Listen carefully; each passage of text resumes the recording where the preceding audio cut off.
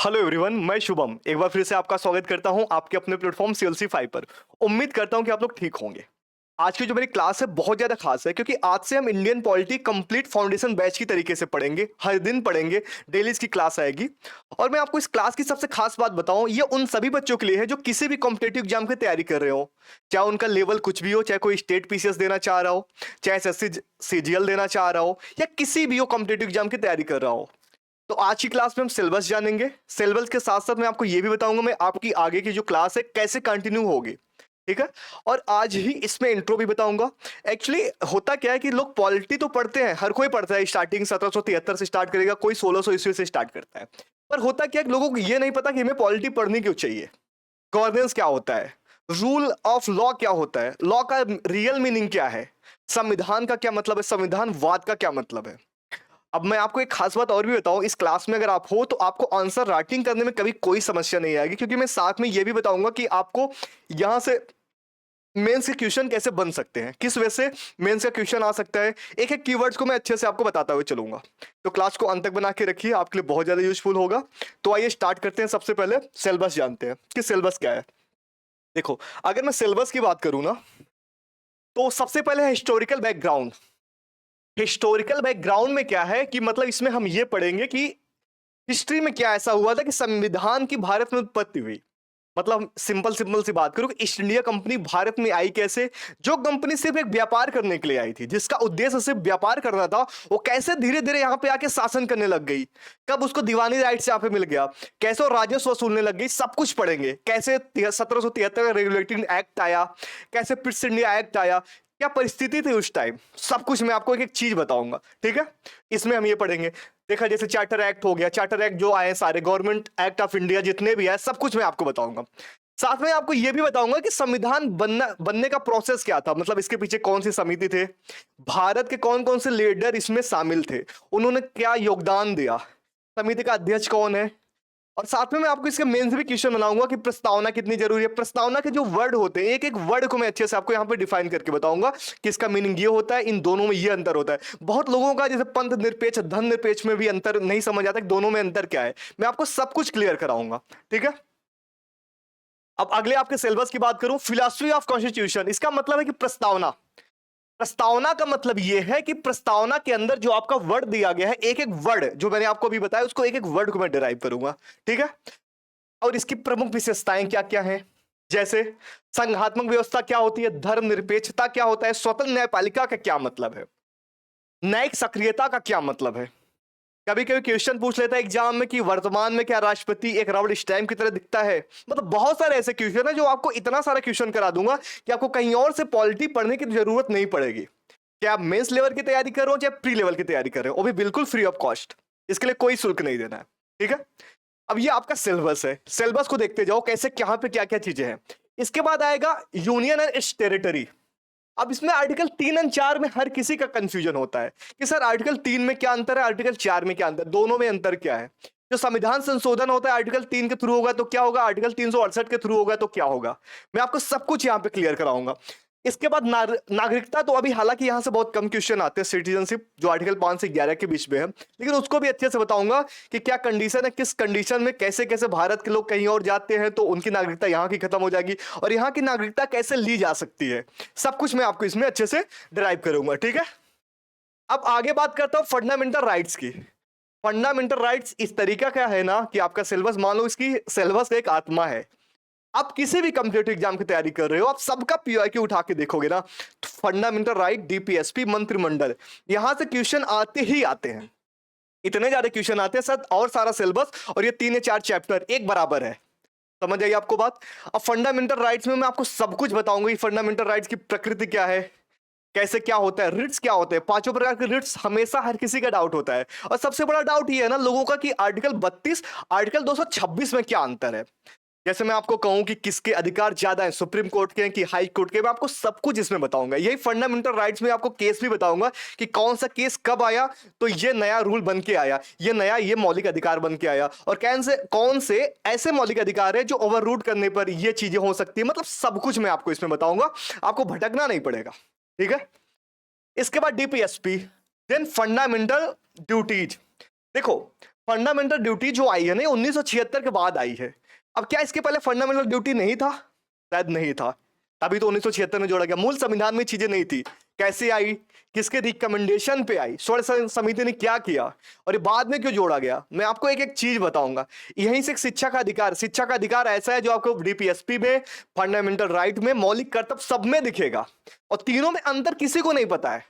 मैं आपको अच्छे से अंतर भी बताऊंगा कि तीनों में अंतर क्या है, कि मौलिक अधिकार में अगर दिया गया है तो उस राइट टू एजुकेशन का क्या मतलब है, अगर मौलिक कर्तव्य में दिया गया है तो उसका क्या मतलब है, और अगर डीपीएसपी में दिया गया है तो उसका क्या मतलब है। मतलब आपको मैं एक एक चीज बताऊंगा अच्छे तरीके से, ठीक है। अब आगे आ जाओ। अगला आपका क्या सिलेबस है? अगला है केंद्र सरकार। केंद्र सरकार से क्वेश्चन बहुत ज्यादा आता है कि राष्ट्रपति, उपराष्ट्रपति, राष्ट्रपति का चुनाव कैसे होता है, उपराष्ट्रपति का चुनाव कैसे होता है, इसमें कौन कौन भाग लेता है, महाभियोग क्या है, राष्ट्रपति किसकी नियुक्ति करता है, राष्ट्रपति किसके प्रसाद पर्यंत पे काम करता है, और राष्ट्रपति के प्रसाद पर्यंत पे कौन काम करता है, सब कुछ मैं आपको बताऊंगा। संसद में राष्ट्रपति का योगदान क्या है, रोल क्या है, भारत में राष्ट्रपति का क्या रोल है, राज्य के लिए राष्ट्रपति का क्या कार्य है, क्या कर्तव्य है, सब कुछ मैं आपको बताऊंगा, सब कुछ महत्व। और गवर्नर वर्सेस राष्ट्रपति के बारे में आपको कंपैरिजन करके बताऊंगा कि दोनों में क्या अंतर है, दोनों की पावर स्टेट वाइज, केंद्र वाइज में कितना अंतर है, और जब इमरजेंसी लगती है तो दोनों के पावर कैसे चेंज हो जाते हैं, आपको मैं सब कुछ डिटेल एक एक चीज बताऊंगा, ठीक है। इसके बाद प्राइम मिनिस्टर के बारे में सेम वैसी चीजें। देन बात आती है पार्लियामेंट, संसद। संसद के 3 अंग है, लोकसभा, राज्यसभा एंड प्रेसिडेंट, ठीक है।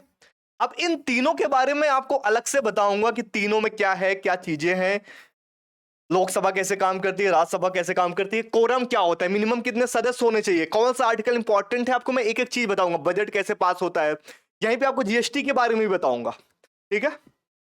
अब आगे आ जाओ। अगला क्या है? अगला आपका सिलेबस में है राज्य सरकार के बारे में। सेम जैसे केंद्र सरकार के बारे में पढ़ोगे वैसे राज्य सरकार के बारे में पढ़ोगे, कि भैया गवर्नर क्या होते हैं, चीफ मिनिस्टर क्या होते हैं। वहां पे आपने प्रधानमंत्री पढ़ा था, यहाँ पे सीएम पढ़ोगे, वहां पे प्रेसिडेंट पढ़ा था, यहाँ पे गवर्नर पढ़ोगे। वहां पे आपने राज्यसभा, लोकसभा पढ़ा था, यहाँ पे विधानसभा, विधानमंडल पढ़ोगे।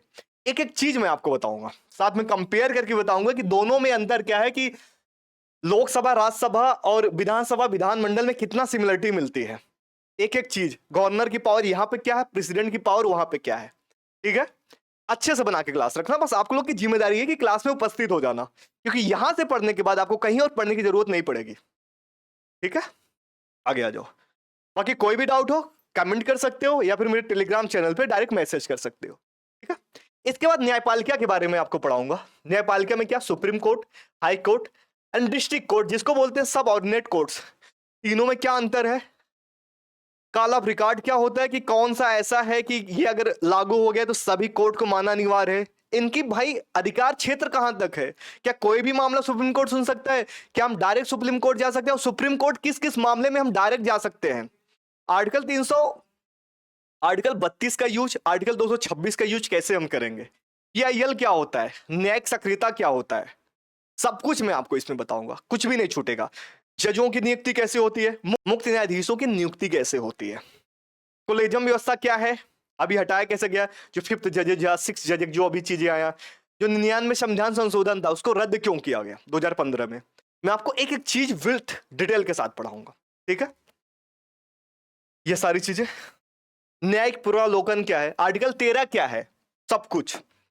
इसके बाद आता है केंद्र सरकार और राज्य सरकार के बीच में संबंध, इंटर, जो सेंट्रल स्टेट रिलेशन होता है, जहां से बहुत क्वेश्चन आते हैं, और ये मैं आपको बताऊं प्री तो नहीं, मेंस के लिए बहुत ज्यादा इंपॉर्टेंट है। जो क्वेश्चन बनते हैं ना, आप स्टेट पीसीएस की अगर तैयारी कर रहे हैं तो ये उनका सबसे फेवरेट टॉपिक है, यहां से क्वेश्चन आते ही आते हैं, ठीक है।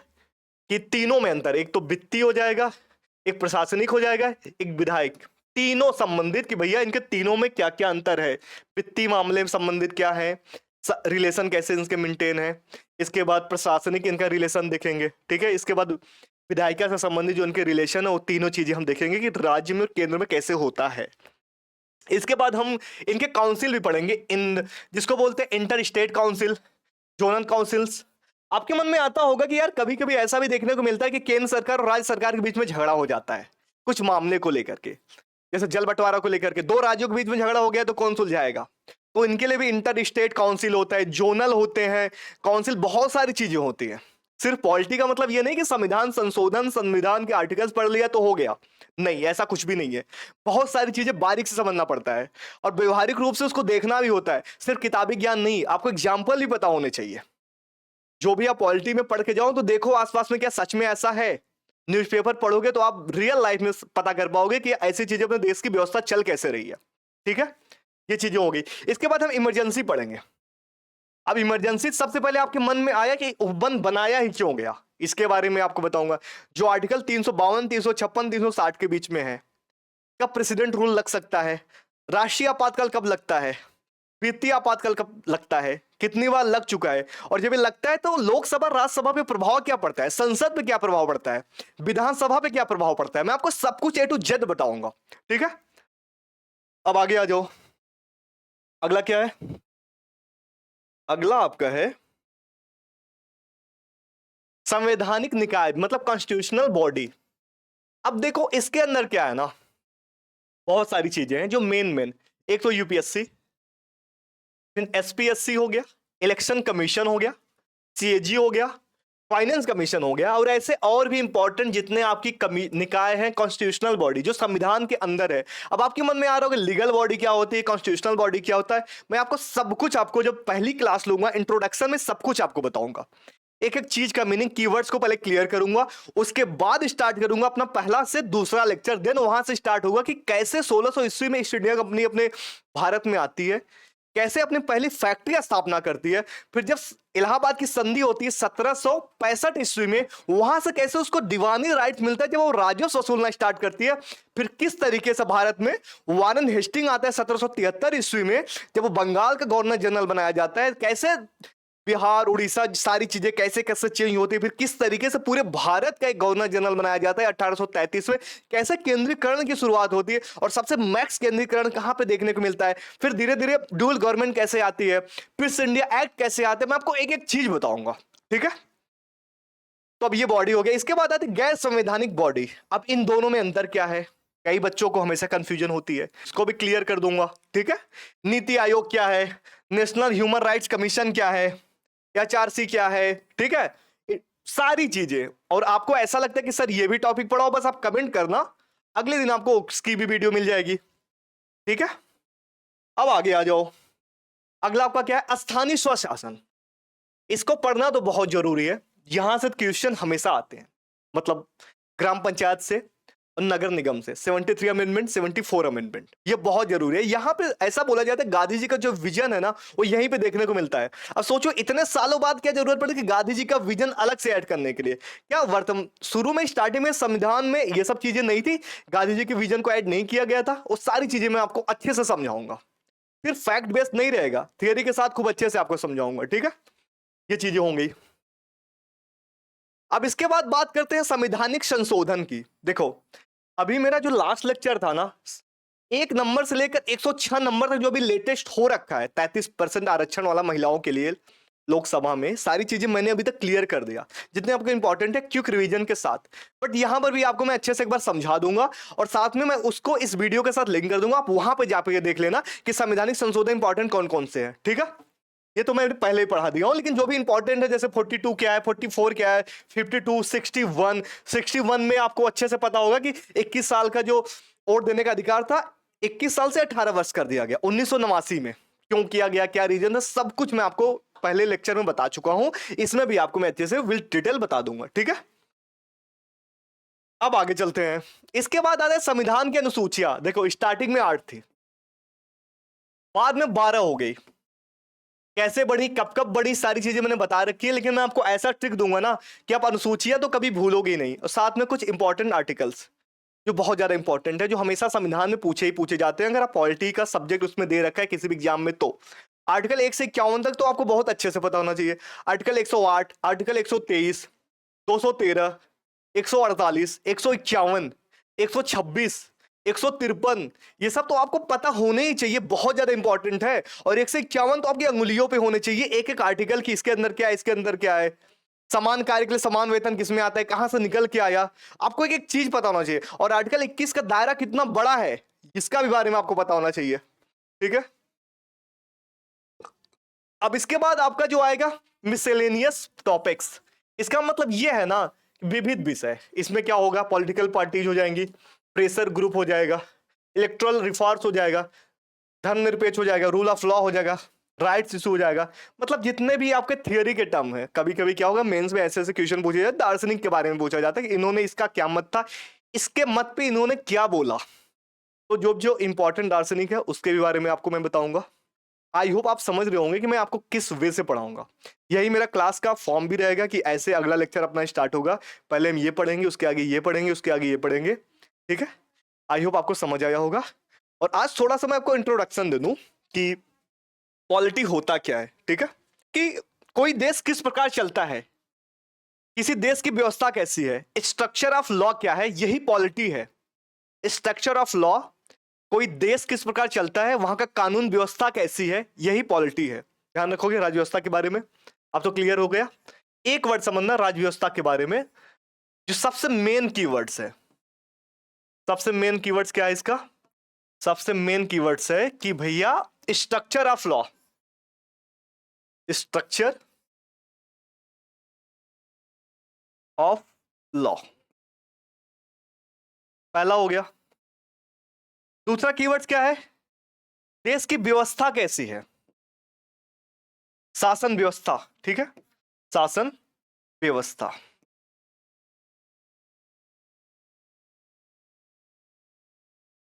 तीसरा क्या है, कोई देश चलता कैसे है, कोई देश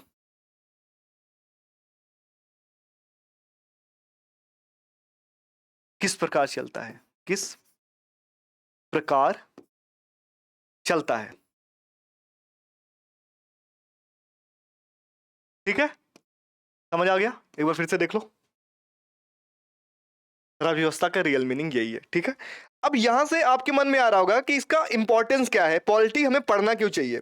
तो मैं आपको सिंपल से इसका बात बताऊं, पॉलिटी में दिया है कि देश के प्रशासन के निर्देश, कोई प्रशासन कार्य कैसे करेगा, कार्यपालिका कैसे काम करेगी। इंपॉर्टेंस मैंने आपको बताया, लेकिन इसमें क्या है ना कि मतलब हमें पढ़ना क्यों चाहिए, कि इसमें यह लिखा गया है प्रधानमंत्री का कार्य क्या होगा, प्रधानमंत्री बनेगा कैसे, प्रशासन कैसे चलेगा, न्यायपालिका कैसे चलेगी, कोई देश का कानून किस प्रकार से चलेगा, वहां पे व्यवस्थाएं क्या है, लोकतंत्र है या नहीं है, या राजतंत्र है, सब कुछ आपको, अगर आप कानून व्यवस्था या पॉलिटी पढ़ोगे तो सब कुछ आपको समझ में एक बार में आ जाएगा। तो ये थोड़ा सा इंट्रोडक्शन था। अगला जो क्लास होगा आपको अच्छी तरीके से समझाऊंगा, फिर से स्टार्ट करूंगा पॉलिटी से लेकर रूल ऑफ लॉ लेकर के, लॉ का क्या मतलब है, रूल ऑफ लॉ का क्या मतलब है, और रूल बाय लॉ का क्या मतलब है। ठीक है, अपने यहाँ जो लॉ का लेवल है, शासन की जो व्यवस्था है, रूल कितने प्रकार से है, कार्यपालिका, विधायिका, न्यायपालिका में अंतर क्या है, मैं आपको सब कुछ बताऊंगा, लेकिन नेक्स्ट क्लास में। आज की क्लास को ज्यादा लंबा नहीं करना चाह रहा हूं, यहीं पर रोकता हूं। आई होप आपको क्लास यहां तक पसंद आया होगा। अगर क्लास पसंद आया है, चैनल पे नए हैं तो सब्सक्राइब कीजिए, साथ में जितना हो सके शेयर कीजिए। Thank you.